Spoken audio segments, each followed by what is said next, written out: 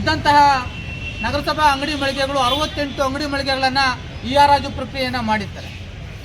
ಹರಾಜು ಪ್ರಕ್ರಿಯೆ ಅಂದರೆ ಆನ್ಲೈನ್ನಲ್ಲಿ ಹರಾಜು ಕರೀತಕ್ಕಂಥ ಒಂದು ಪ್ರಕ್ರಿಯೆ. ಈ ಹರಾಜು ಪ್ರಕ್ರಿಯೆಯಲ್ಲಿ ಸುಮಾರು 50,000 ರೂಪಾಯಿ ಡೆಪಾಸಿಟನ್ನು ಮಾಡಿ ಹರಾಜಿಗೆ ನಮೂದನ್ನು ಮಾಡಿಕೊಳ್ಬೇಕು, ಹೆಸರು ನೋಂದಾಯಿಸ್ಕೊಳ್ಬೇಕು. ಪರಿಶಿಷ್ಟ ಜಾತಿ ಮತ್ತು ಪರಿಶಿಷ್ಟ ಪಂಗಡಕ್ಕೆ ಮತ್ತು ವಿಕಲಚೇತನರಿಗೆ ಮೀಸಲಾಗಿಟ್ಟಿರ್ತಕ್ಕಂಥ ಅಂಗಡಿ ಮಳಿಗೆಗಳು ಇವತ್ತು 30 ಲಕ್ಷದಿಂದ 87 ಲಕ್ಷದವರೆಗೂ ಸಹ ಹರಾಜಾಗಿದೆ. ಇಷ್ಟೇಳಿ 30 ಲಕ್ಷದಿಂದ ಹಿಡಿದು 87 ಲಕ್ಷದವರೆಗೂ ಸಹ ಹರಾಜಾಗಿದೆ. ಆದರೆ ಸಾಮಾನ್ಯ ವರ್ಗಕ್ಕೆ ಮೀಸಲಾಗಿಟ್ಟಿರ್ತಕ್ಕಂಥ ಅಂಗಡಿ ಮಳಿಗೆಗಳು 86,000ದಿಂದ ಹಿಡಿದು 2 ಲಕ್ಷದ ಒಳಗಡೆ ಹರಾಜಾಗಿದೆ. ಅಂದರೆ ನಾವು ದಲಿತರು ಆರ್ಥಿಕವಾಗಿ ಅಷ್ಟೊಂದು ಸದೃಢ ಆಗಿದ್ದೀವ ಅಂತಕ್ಕಂಥದ್ದು ಗುಮಾನಿ ಇವತ್ತು ಮುಂದೆ ಎದುರಾಗ್ತಾ ಇದೆ. ಇದಕ್ಕೆಲ್ಲ ಸಂಬಂಧಪಟ್ಟಿರ್ತಕ್ಕಂಥ ಅಧಿಕಾರಿಗಳನ್ನ ಕೇಳಿದ್ರೆ ಇದು ಆನ್ಲೈನ್ ಮುಖಾಂತರ ಕರೆದಿರ್ತಕ್ಕಂಥದ್ದು, ನಮಗೇನು ಗೊತ್ತಾಗಲ್ಲ ಅಂತೇಳಿ ಆರಿಕೆ ಉತ್ತರಗಳನ್ನು ಕೊಡ್ತಾರಲ್ಲ. ಇವತ್ತು ಹರಾಜು ಮುಗಿದು ಸುಮಾರು 3 ತಿಂಗಳಾಗಿದೆ.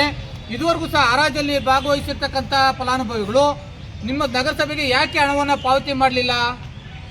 ಒಬ್ಬ ವ್ಯಕ್ತಿ ಪರಿಶಿಷ್ಟ ಜಾತಿಗೆ ಸಂಬಂಧಪಟ್ಟಿರ್ತಕ್ಕಂಥ ವ್ಯಕ್ತಿ ಒಂದು ಅಂಗಡಿ ಮಳಿಗೆಯನ್ನು ಹರಾಜು ಪಡ್ಕೊಂಡ್ರೆ ಬೇರೆ ಅಕೌಂಟ್ನಿಂದ ನಿಮ್ಮ ಅಕೌಂಟ್ಗೆ ಎಲ್ಲಿ ದುಡ್ಡು ಬರುತ್ತೆ? ಅಂದರೆ ಇದು ದಲಿತರಿಗೆ ಮೀಸಲಾತಿಯನ್ನು ಕೊಟ್ಟಂಗೆ ಕೊಟ್ಟು ಇದು ಕಸಿದುಕೊಳ್ತಕ್ಕಂಥ ದೊಡ್ಡ ಹುನ್ನಾರ ಆಗಿದೆ.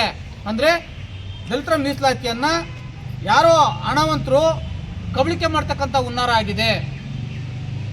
ಈ ಎಲ್ಲ ಒಂದು ಸಮಸ್ಯೆಗಳನ್ನು ಮಾನ್ಯ ಕಮಿಷನರ್ ಸಹ ಗಮನಕ್ಕೆ ತಂದಿದ್ದೀವಿ.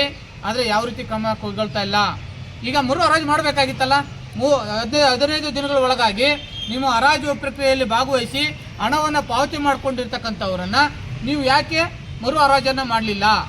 ಒಂದು ಸರ್ಕಾರದ ಹೈಕೋರ್ಟ್ನ ಸುತ್ತೋಲೆ ಆದೇಶ ಅಂತಾರೆ. ಏನಂದರೆ ಇಂದಿನ ಹರಾಜುದಾರರು, ಅಂಗಡಿಯಲ್ಲಿರ್ತಕ್ಕಂಥ ಬಾಡಿಗೆದಾರರು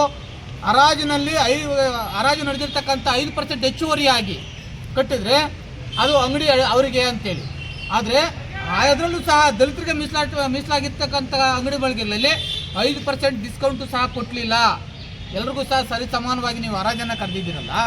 ಈಗ ಹರಾಜು ಪ್ರಕ್ರಿಯೆ ಮುಗಿದು ಇಷ್ಟು ದಿನಗಳಾಗಿದ್ದಾವೆ, ನೀವು ಯಾಕೆ ಮರು ಹರಾಜನ್ನು ಮಾಡಲಿಲ್ಲ? ಹರಾಜಲ್ಲಿ ಭಾಗವಹಿಸಿರ್ತಕ್ಕಂಥ ಪರಿಶಿಷ್ಟ ಜಾತಿ ಮತ್ತು ಪರಿಶಿಷ್ಟ ಪಂಗಡದ ಮತ್ತು ವಿಕಲಚೇತನರಿಂದ ನೀವು ಯಾಕೆ ಹಣವನ್ನು ನೀವು ನಗರಸಭೆಗೆ ಪಾವತಿ ಮಾಡಿಕೊಳ್ಳಿಲ್ಲ ಅಂತಕ್ಕಂಥ ಒಂದು ಯಕ್ಷ ಪ್ರಶ್ನೆ ಆಗಿದೆ. ಅಂದರೆ ಇದು ತಾಲೂಕು ಆಡಳಿತ ಮತ್ತು ನಗರಸಭೆ ಅಧಿಕಾರಿಗಳು ಮತ್ತು ಕೆಲವು ರಾಜಕೀಯ ವ್ಯಕ್ತಿಗಳ ಒತ್ತಡಕ್ಕೆ ಮಣಿದು ಈ ಹರಾಜು ಪ್ರಕ್ರಿಯೆಯನ್ನು ಮಾಡಿದ್ದಾರೆ. ಈ ಕೂಡಲೇ ಈ ಹರಾಜು ಪ್ರಕ್ರಿಯೆಯನ್ನು ರದ್ದುಗೊಳಿಸಬೇಕು. ಈ ಕೂಡಲೇ ಬಹಿರಂಗ ಹರಾಜನ್ನು ಮಾಡಬೇಕು ಅಂತೇಳಿ ನಾನು ಒತ್ತಾಯಿಸ್ತೇನೆ. ಅದೇ ಅಲ್ಲದೆ ಯಾರು ಪರಿಶಿಷ್ಟ ಜಾತಿ ಮತ್ತು ಪರಿಶಿಷ್ಟ ಪಂಗಡದ 30 ಲಕ್ಷಕ್ಕಿಂತ 87 ಲಕ್ಷದವರೆಗೂ ಸಹ ಹರಾಜನ್ನು ಕರೆದಿದ್ದಾರೆ. ಅಂತಹ ವ್ಯಕ್ತಿಗಳ ಒಂದು ಆದಾಯ ದೃಢೀಕರಣ ಪತ್ರ ಏನಿದೆ ಅದನ್ನು ಪಡಿಬೇಕು. ಇವರು ಆರ್ಥಿಕವಾಗಿ ಎಷ್ಟು ಸದೃಢ ಆಗಿದ್ದಾರೆ, ಅವರಿಗೆ ಮೀಸಲಾತಿಯನ್ನು ತೆಗಿಬೇಕು ಅಂತಕ್ಕಂಥ ಒತ್ತಾಯನೂ ಸಹ ನಾವು ಮಾಡ್ತೀವಿ. ಯಾಕಂದರೆ ಯಾರು ತಪ್ಪು ಮಾಡಿದ್ರು ತಪ್ಪೇ. ಈಗ ನನಗೆ ಮೀಸಲಾತಿ ಬಂದಿದೆ ಅಂತೇಳಿ ನನ್ನ ಹೆಸರಲ್ಲಿ ಯಾರೋ ಒಬ್ಬ ದುಡ್ಡಿರ್ತಕ್ಕಂಥವನ್ನ ಹರಾಜಲ್ಲಿ ಭಾಗವಹಿಸಿ ಹರಾಜಿನ ಮೀಸಲಾತಿ ಆಗಿರ್ತಕ್ಕಂಥ ಕಬಳಿಕೆ ಮಾಡ್ತಾರಲ್ಲ, ಇದು ಸಹ ತಪ್ಪಾಗಿದೆ.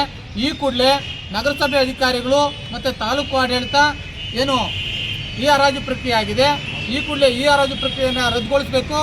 ಮರು ಹರಾಜನ್ನು ಬಹಿರಂಗ ಮರು ಹರಾಜು ಆಗಬೇಕು ಅಂತೇಳಿ ಒತ್ತಾಯಿಸ್ತಾ ಮಾನ್ಯ ಪೌರಾಡಳಿತ ಸಚಿವರಿಗೆ ಕಮಿಷನರ್ ಅವರ ಮುಖಾಂತರ ಒಂದು ಮನವಿಯನ್ನು ಸಲ್ಲಿಸ್ತಾ ಇದ್ದೀವಿ.